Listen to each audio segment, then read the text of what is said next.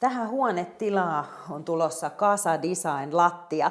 Ja sehän on sen tyyppinen tuote, että se on sementtipohjainen, läpivärjätty, nopeasti kuivuva ja kovettuva lattiapinnote. Näitähän löytyy 6 eri väriä ja tähän tilaan on tulossa valkoinen väri.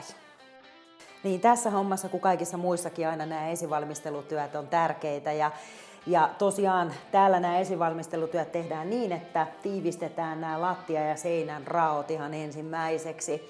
Ja tässä voisi käyttää teippiä, mutta me käytetään täällä silikoonia. Eli ideana se, että kun tuolla on tiiviit nurkat, niin se hieno Casa Design lattia tasote ei pääse sitten uimaan tuonne seinän rakoihin, koska jos niin kävis, niin sinne jäisi automaattisesti semmoisia monttupaikkoja ja nehän on aika ikävän näköisiä siinä lopputuloksessa. Tämän lattianhan pitää olla ihan ehdottoman puhdas ennen kuin lähdetään tasotehommiin. Lattia imuroidaan kauttaaltaan ja jos sinne imuroinnin jälkeen vielä jotain pölyjä jää, niin kuivalla mopilla pyyhkästään ne pölyt sieltä pois. Sen jälkeen päästään primerointihommiin. Tämä lattiahan primeroidaan tähän järjestelmään kuuluvalla dispersiolla ja se sekoitetaan veden kanssa 1:3, kun meillä on täällä tämmöinen kivipohjainen lattia, eli 1 osa dispersiota ja 3 osaa vettä. Nythän alusta määrää sen, että millaisella seossuhteella veden kanssa toi dispersio laimennetaan, mutta tosiaan kun täällä on kiviaineiset pohjat, niin se 1:3.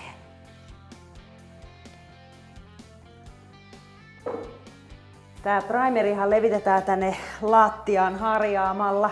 Esimerkiksi käyttämällä tällaista pitkävartista harjaa.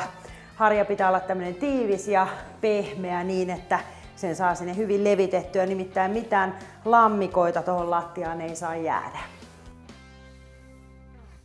Tämä primerointi tällä MD16 dispersiolla on ohjeistettu tämän Casa Design lattiatasotteen kanssa niin, että se tehdään aina 2 kertaan ja välissä tietysti toi kuivuminen. Se on ihan sen takia, että kun toi on hieno lattiatasote ja jos tuolla pohjassa sitten olisi jotain epätasaisuuksia, kraatereita, huokosta pohjaa ja niin poispäin, niin ne saadaan tuolla dispersiolla suljettua niin, ettei siihen lopulliseen pintaan tulisi sitten ilmakuplista syntyviä kraatereita.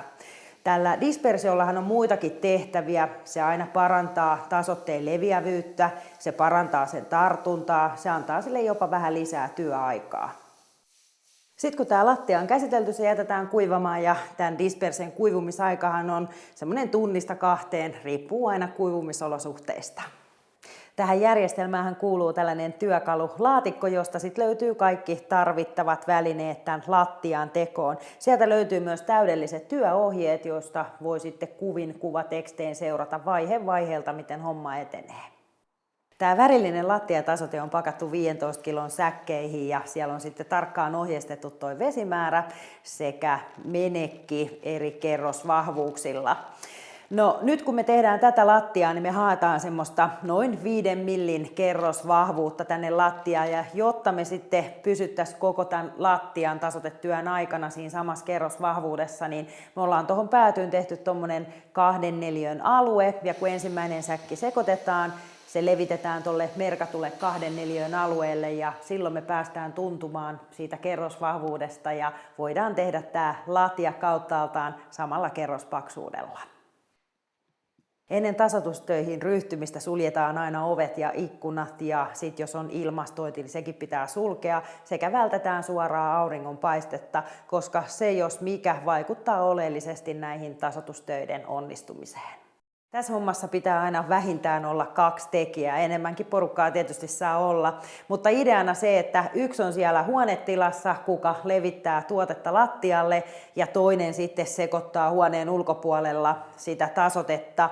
Ja niin, että kun se on siellä paljussa sekoitettu, se vispilä pitää käydä siellä koko ajan, niin tuossa huoneen ovella on tyhjä palju, johon sitten kaadetaan se sekoitettu tasote ja siitä sitten tasoittaja ottaa sen siihen huoneeseen sisään, niin ettei tule sitten kenkien pohjassa turhaa sinne hiekkaa ja muita muruja, koska tosiaan siellä lattiassa ei mitään epäpuhtauksia saa olla.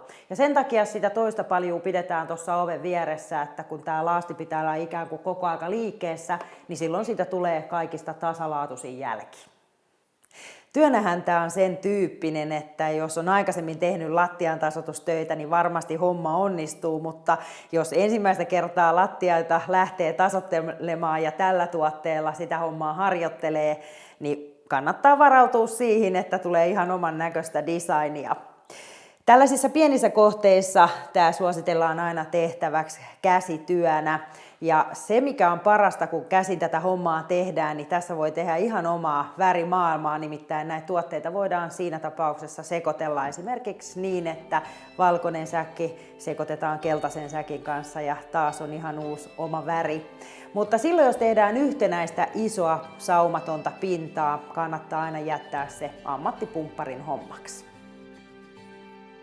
Nyt tämän lattian on annettu kuivaa noin vuorokauden verran ja päästään tekemään jatkotoimenpiteitä. Ja se lähtee siitä liikkeelle, että mopataan kuivalla mopilla tämä lattia kauttaaltaan niin, ettei sinne mitään pölyä varmasti ole jäänyt. Ja sitten tämä lattia pohjustetaan tähän järjestelmään kuuluvalla primerilla.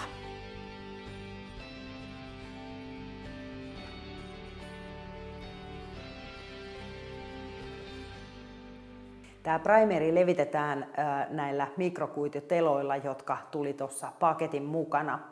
Ja siellä on tuo pienempi tela, mikä on tarkoitettu sitä varten, että sillä päästään tekemään nuo reunat ja isommalla sitten nämä isommat alueet.